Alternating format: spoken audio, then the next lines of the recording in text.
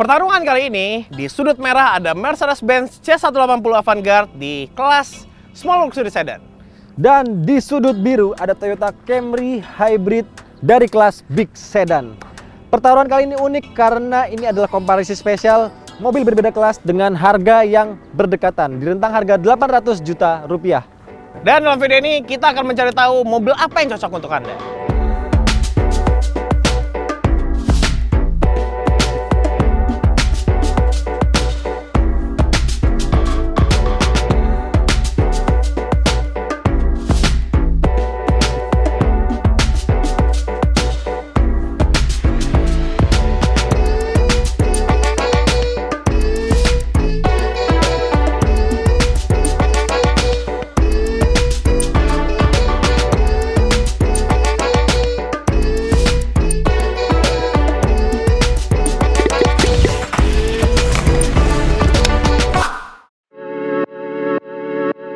Oke, hal pertama yang kita bahas dari kedua mobil ini adalah segmennya atau segmentasinya. Nah, untuk C180 ini bisa dibilang segmennya itu orang-orang yang sporty dan juga lebih senang nyetir sendiri. Sedangkan untuk Camry, ini adalah mobil dengan pilihan yang paling rasional dan untuk Anda yang suka pilihan mobil yang praktis karena Anda akan lebih banyak menggunakan jasa supir pribadi untuk mengemudikan mobil ini dan Anda menikmatinya di bangku baris kedua. Oke, yang kita bahas sekarang adalah desain. Kelebihan dari desain C180 adalah desain yang sporty, mewah, luar biasa mewah banget walaupun ini merupakan varian C kelas termurah yang dijual di Indonesia. Tapi bisa kita lihat dengan trim Avantgarde line, ini luar biasa tampilan dinamis banget dan material yang digunakan nih sama dengan yang varian-varian di atasnya, terutama untuk eksteriornya.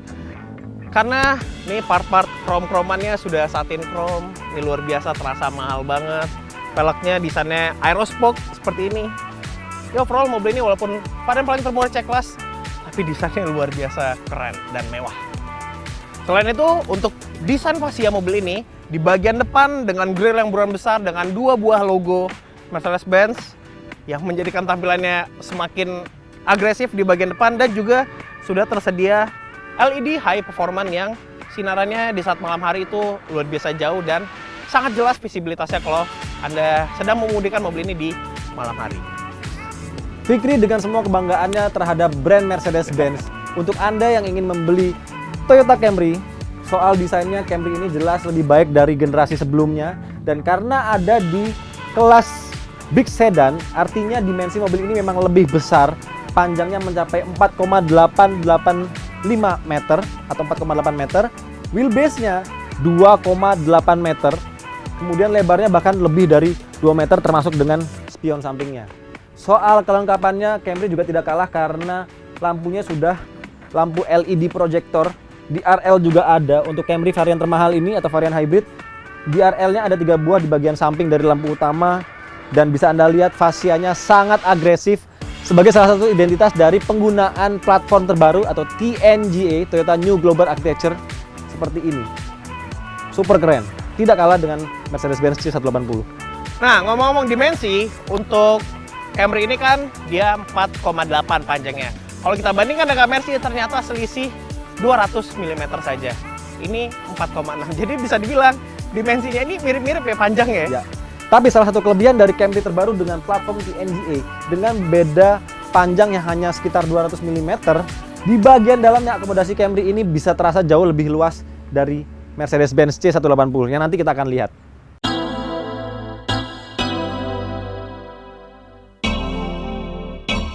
Walaupun C180 ini merupakan C-Class termurah dan harganya itu nggak murah-murah banget, yaitu 800 jutaan, tapi memang benar-benar you get what you pay. Karena berapa yang Anda bayar, misalnya 800 jutaan, mobil ini memang interiornya ini luar biasa mewah, berkualitas.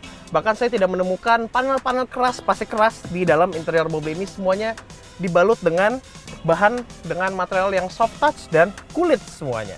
Tambah lagi, untuk varian termurah ini juga sudah tersedia layar instrumen cluster yang digital dan Anda bisa mengganti tampilannya jadi tidak gampang bosan ketika mengemudikan mobil ini.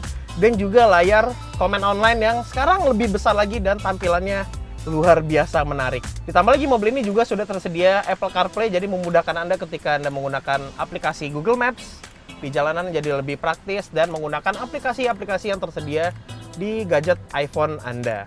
Dan mobil ini Tampilan dalamnya ini luar biasa classy banget ya.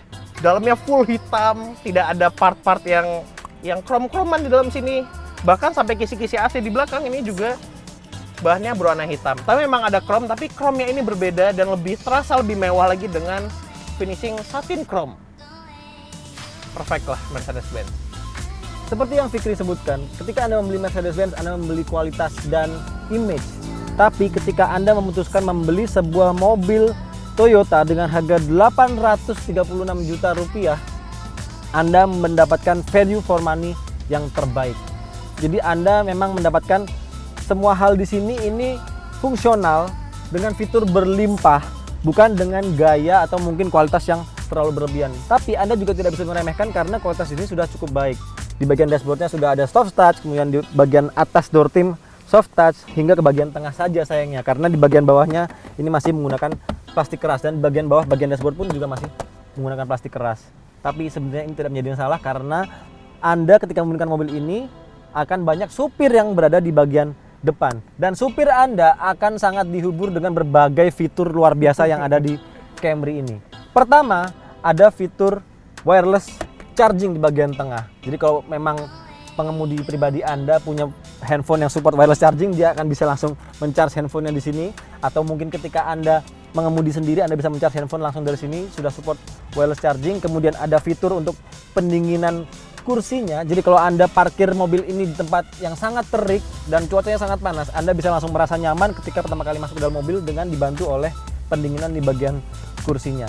Seperti biasa, bagian AC pun ada climate control, tapi di Camry ini tri-zone climate control atau 3-zone climate control, yang bahkan dari bagian belakang Anda bisa mengatur suhu secara individual untuk ventilator di bagian belakangnya. Kemudian kalau supir Anda mengemudi di bagian depan, supir Anda juga ingin memberikan ruang yang lebih banyak lagi untuk Anda di belakang, tinggal memencet tombol kursi di depan dan Anda bisa memajukan kursi hingga ke bagian maju paling maksimal. Selain itu, karena ini adalah sebuah mobil listrik, Toyota Camry dibekali juga dengan EV mode atau mode electric vehicle secara penuh. Jadi ketika baterainya sudah terisi penuh dari mobil hybrid ini, Anda bisa memanfaatkan EV mode secara penuh.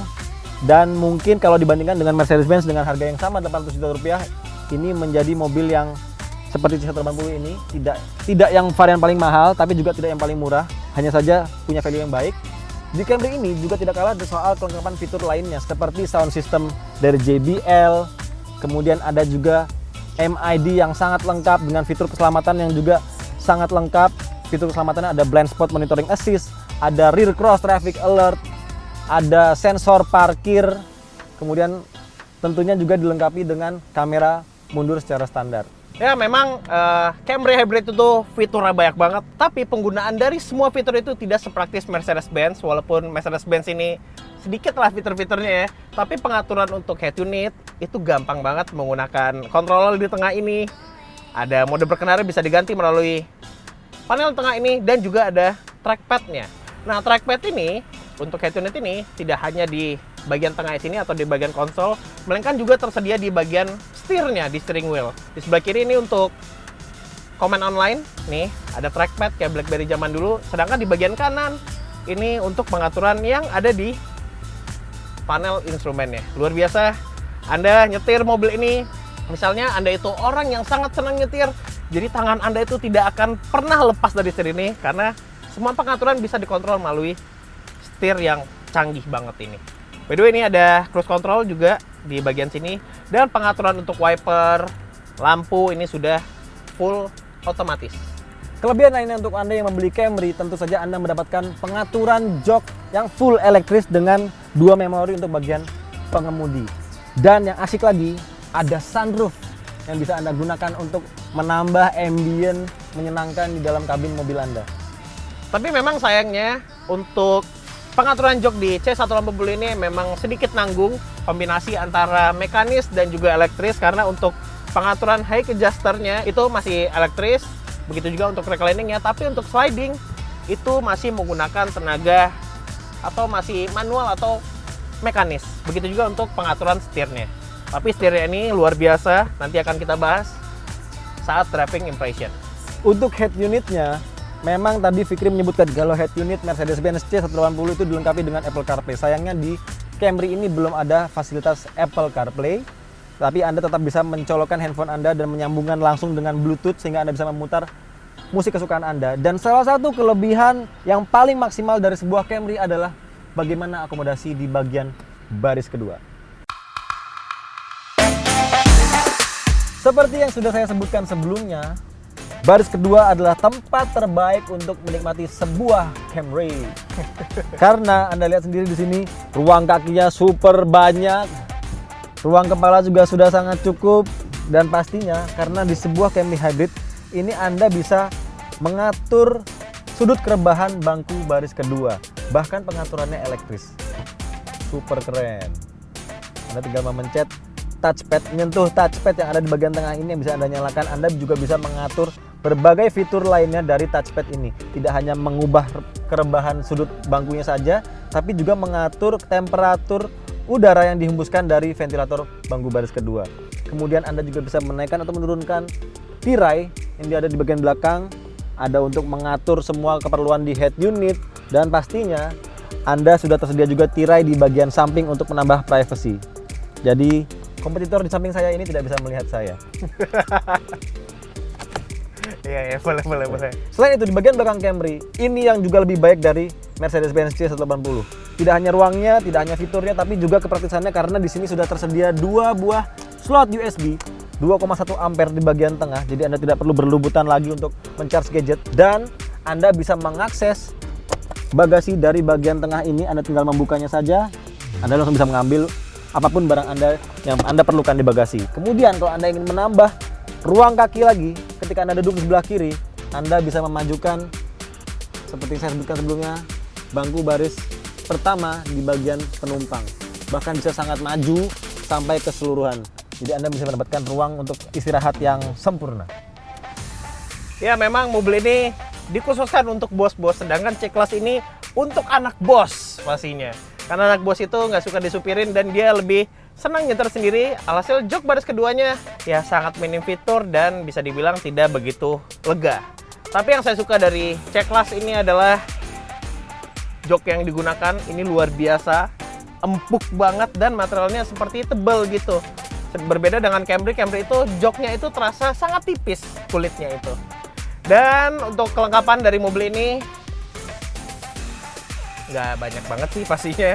Ini ada tersedia armrest di bagian tengah, ada kompartemen juga di bagian bawahnya, dan ada 2 buah cup holder.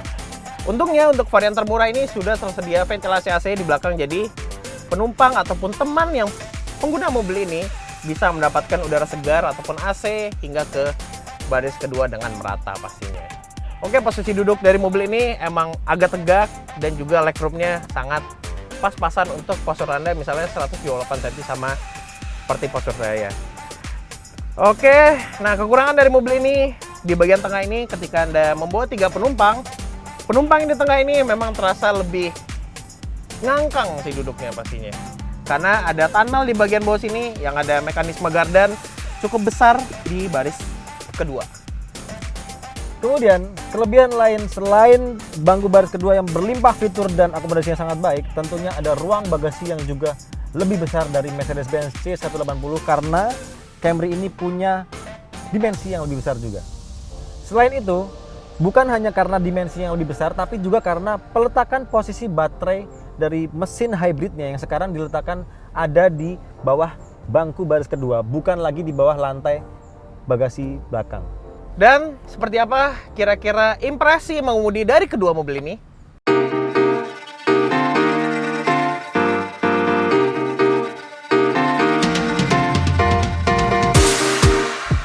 Salah satu kelebihan yang ditawarkan Mercedes-Benz C180 adalah rasa mengemudinya. Bisa dibilang mobil ini memiliki posisi duduk yang luar biasa ergonomis dan bisa mengakomodir beragam jenis postur, beragam tinggi, itu bisa terakomodir baik di dalam mobil ini karena set joknya ini luar biasa, bisa di set serendah mungkin dan kita memiliki feel duduk yang selonjor nih. Jadi ketika saya memiliki postur 178 cm ini posisinya bisa enak, nggak begitu tinggi dan terasa memiliki feel seperti mengemudi mobil di segmen sport pastinya. Dan untuk pengaturan setir juga nih bisa tilt dan teleskopik. Jadi ketika Anda pengen duduknya mundur seperti saya saat ini, itu setirnya itu bisa dimundurin juga. Alhasil kaki selonjor, setir juga dekat dengan pengemudinya. Sayangnya Toyota Camry ini walaupun mobil ini tetap sebuah sedan juga dengan ukuran yang lebih besar dari Mercedes-Benz C-Class, tapi mobil ini tidak memiliki posisi mengemudi yang lebih rendah kalau dibandingkan dengan Mercedes-Benz C-Class. Salah satu alasannya karena memang Toyota Camry ini tidak diset untuk sebagai sebuah mobil yang agresif dengan posisi mengemudi yang rendah seperti layaknya sebuah mobil sport. Di sini lebih diset untuk Anda bisa mendapatkan visibilitas yang sangat baik, baik itu ke bagian samping, ke bagian depan maupun ke bagian belakang. Akhirnya pilar A ini bisa dibuat posisinya jadi lebih mundur lagi. Jadi Anda visibilitasnya tidak terganggu oleh pilar A yang terlalu besar dan posisinya yang mungkin menginvasi bagian pojok di mobil Anda. Di sini pilar A-nya kecil dan posisinya lebih mundur sehingga Anda bisa melihat dengan lebih luas dan tidak harus khawatir ketika Anda berbelok pandangan Anda terblok atau tidak kelihatan sama sekali dari pilar A tersebut. Oke, masih membahas dari segi fun to drive, mobil ini juga memiliki handling yang luar biasa, lincah banget. Kalau kita bandingkan dengan Camry, mungkin mobil ini memiliki handling atau pengendalian yang jauh lebih baik lagi karena set suspensi yang diatur lebih kaku, tapi kakunya itu tidak mengorbankan kenyamanan. Dan juga respon setirnya, ini setirnya juga bisa diatur secara elektris, ini bisa diatur dynamic yang lebih sporty, lebih respon yang lebih cepat lagi, dan bisa diatur secara comfort yang membuat set dari setirnya ini terasa lebih enteng. Jadi ketika Anda menyetir mobil ini dalam kota, itu terasa nyaman, enak, dan luar biasa fun to drive. Jadi benar-benar mobil ini memang menawarkan keasikan kendaraan untuk pengemudinya.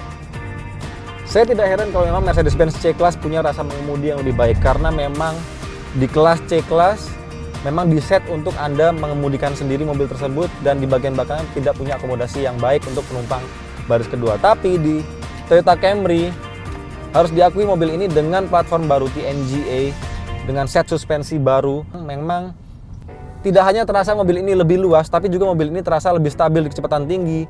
Kemudian juga terasa sekali kalau platform ini atau rangka mobil ini terasa sangat kaku karena bantingan suspensi mobil ini diset untuk mengutamakan kenyamanan pengendaranya.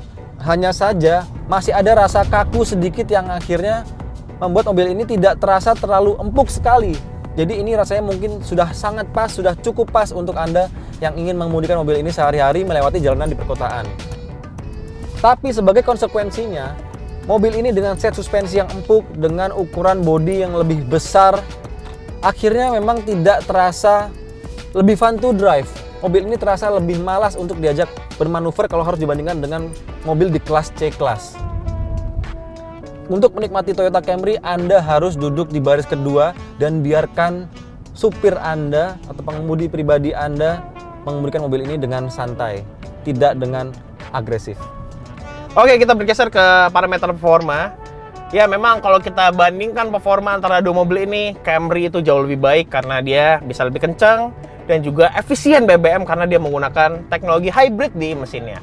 Oke, yang sekarang kita bahas untuk C-Class ini. C-Class ini mesinnya 1500 cc 4 silinder turbo yang menghasilkan tenaga 156 HP dan torsi 250 Nm dihubungkan ke roda belakang menggunakan transmisi otomatis 9 percepatan. Yang spesial dari mobil ini memang transmisi yang digunakan, transmisinya ada 9 percepatan dan ini bisa dibilang transmisi yang masih tergolong baru di varian Mercedes-Benz. Nah, dengan transmisi ini bisa membuat mobil ini lebih efisien BBM, tapi memang untuk di rute tol yang lebih efisien lagi, di rute dalam kotanya biasa aja menurut saya.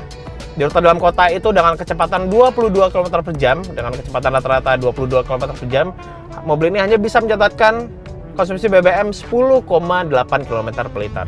Dan yang impresif sebenarnya ada di konsumsi BBM untuk rute tolnya itu bisa 20 km per liter. Tapi memang kalau dibandingkan hybrid itu jauh lebih baik lagi, lebih irit lagi pastinya. Nah, ngomongin akselerasi, karena mobil ini ya bisa dibilang mesinnya kecil, 1500 cc, bisa akselerasi cuman 8,7 detik, itu udah luar biasa banget. Mesin 1500 cc, akselerasinya bisa di bawah 9 detik. Ya, bisa dibilang mesin dari C-Class yang 1500 cc ini merupakan mesin 1500 cc yang terbaik dengan akselerasi yang luar biasa cepat. Dan ketika Anda membeli Toyota Camry Hybrid dengan harga yang beririsan dengan sebuah Mercedes-Benz, Anda tidak membeli keeksklusifannya, Anda tidak membeli mungkin brand image-nya atau gengsinya. Anda membeli teknologi dari mesin Toyota Camry Hybrid. Dan Toyota sebagai salah satu produsen mobil yang pertama kali memproduksi mobil hybrid secara massal. Dan tidak salah kalau Toyota memang expert di bidang mesin hybrid, karena di Toyota Camry Hybrid terbaru ini teknologinya luar biasa. Bisa dibilang menjadi salah satu teknologi hybrid terbaik di industri ini.